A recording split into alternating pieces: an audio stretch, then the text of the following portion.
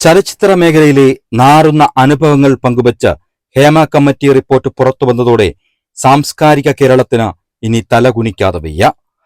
മെയ്യഴകും മേക്കപ്പും കണ്ട് വാതിൽക്കൽ മുട്ടുന്ന സൂപ്പർ സ്റ്റാറുകൾ ആരെന്നറിയുവാൻ, അവരെ നിയന്ത്രിക്കുന്നത് ആരെന്നറിയുവാൻ മലയാള ലോകത്തിന് അവകാശമുണ്ട്. മൊഴികൊടുത്ത നടിമാർ ആത്മാഭിമാനം ഉള്ളവരാണെങ്കിൽ ആ തൊഴിൽ അവർ ഉപേക്ഷിച്ചു പോകണം. കാമഭ്രാന്തന്മാരുടെ കഴുകൻ കണ്ണുകൾക്ക് ചുറ്റും സ്ത്രീകൾ സുരക്ഷിതരായെന്നു വരില്ല. ദുരനുഭവങ്ങൾ ഉണ്ടായിട്ടും സിനിമാ നടിയെന്നറിയപ്പെടാനുള്ള ചിലരുടെ വ്യഗ്രത തന്നെയാണ് ഈ മേഖലയിൽ ഇതൊക്കെ ആവർത്തിച്ചുകൊണ്ടിരിക്കാൻ കാരണവും. തൊഴിലിടങ്ങൾ സുരക്ഷിതമല്ലെങ്കിൽ പിന്നെന്തിന് നിങ്ങൾ ആ തൊഴിൽ തിരഞ്ഞെടുക്കണം?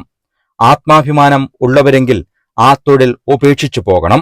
സിനിമാ ലോകത്തെ നിയന്ത്രിക്കുന്നത് 15 പേരടങ്ങുന്ന ഒരു പവർ ഗ്രൂപ്പാണെന്നും അതിൽ സംസ്ഥാനം ഭരിക്കുന്ന ഒരു മന്ത്രിയുമുണ്ടെന്ന സംവിധായകൻ വിനയൻ ചൂണ്ടിക്കാട്ടുമ്പോൾ ഹേമ കമ്മിറ്റി റിപ്പോർട്ടിന്മേൽ എന്ത് നടപടി കൈക്കൊള്ളാൻ ഈ സർക്കാരിന് കഴിയുമെന്നൊരു വലിയ ചോദ്യം ഇനിയും ബാക്കിയാവുകയാണ്.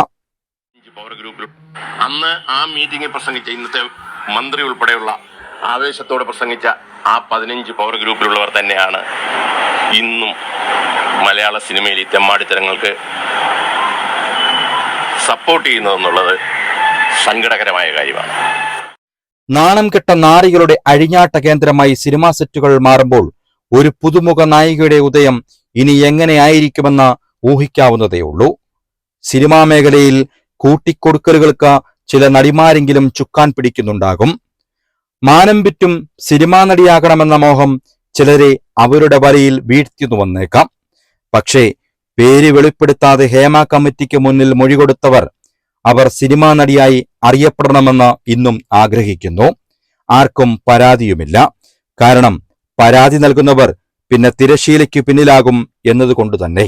നിയമ സംവിധാനങ്ങളെപ്പോലും വില കൊടുത്തു വാങ്ങാൻ കഴിയുന്ന വൻ ലോബിയായി മാറിക്കഴിഞ്ഞിരിക്കുന്നു നമ്മൾ കൈയടിച്ച് പ്രോത്സാഹിപ്പിക്കുന്ന സിനിമാ ലോകവും. അവിടെ സംസ്ഥാന മന്ത്രി ഉൾപ്പെടുന്ന 15 അംഗ പവർ ഗ്രൂപ്പിന്റെ പവർ സൂപ്പർ താരങ്ങളെ സൃഷ്ടിച്ചുകൊണ്ടേയിരിക്കും. അപ്പോഴും നീതിക്ക് വേണ്ടിയുള്ള മുറവിളി ആരുയർത്തുമെന്ന ചോദ്യം തിരശീലയ്ക്ക് പിന്നിൽ ഉയർന്നുകൊണ്ടേയിരിക്കും.